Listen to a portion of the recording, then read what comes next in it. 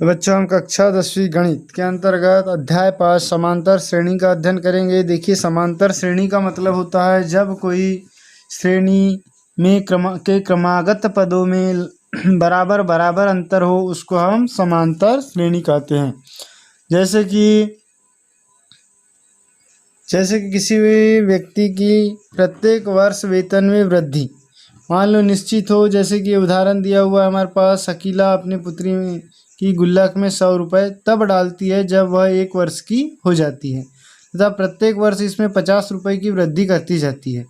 उसके पहले, दूसरे, तीसरे, चौथे जन्मदिनों पर उसकी गुल्लक में डाली गई राशियाँ क्रमशः, देखिए अब पहले वर्ष क्या की 100 रुपये डाली, फिर अगले वर्ष के जन्मदिन पे 50 रुपये बढ़ा दी तो 150, फिर अगले वर्ष 200, फिर 50 रुपये बढ़ाई तो 250, फिर 300, फिर 350, फिर 400। इसी प्रकार वो हर जन्मदिन पर 50 रुपये बढ़ाते जाती है।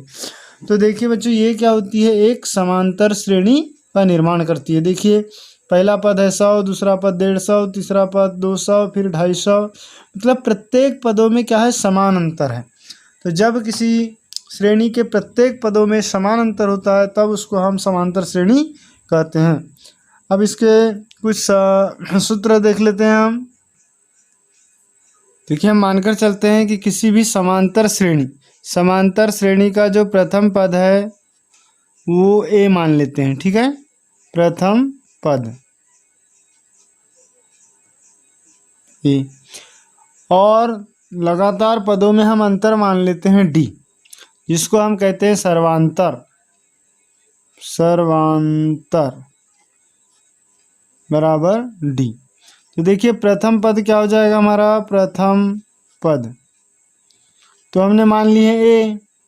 अब दूसरा पद हमारा क्या बनेगा, दूसरा पद ए में डी जुड़ जाएगा, क्योंकि जैसे हमने पिछला उदाहरण पढ़े कि 50 रुपये हर वर्ष बढ़ाती है बराबर बराबर रुपए, और समान अंतर होता है तो सर्वांतर हमने डी माने हैं, तो दूसरा पद हो जाएगा ए प्लस डी।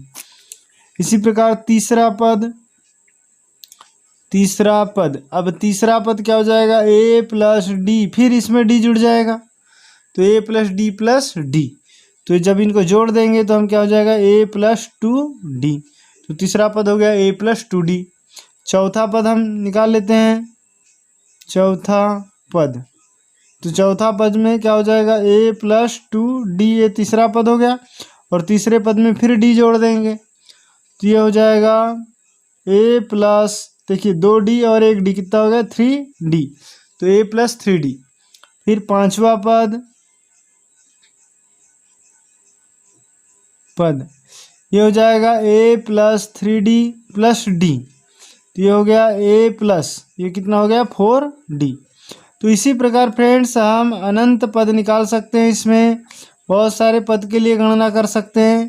तो जैसे हम n वां पद निकालते हैं, क्योंकि हमको इसका फार्मूला निकालना है, तो जब हम n वां पद निकालेंगे, समांतर श्रेणी का n वां पद, समांतर श्रेणी का n वां पद, तो n वां पद का जब सूत्र निकाले, देखिए 5वां पद का हमने सूत्र निकाले तो यहाँ 4d आया, a प्लस 4d।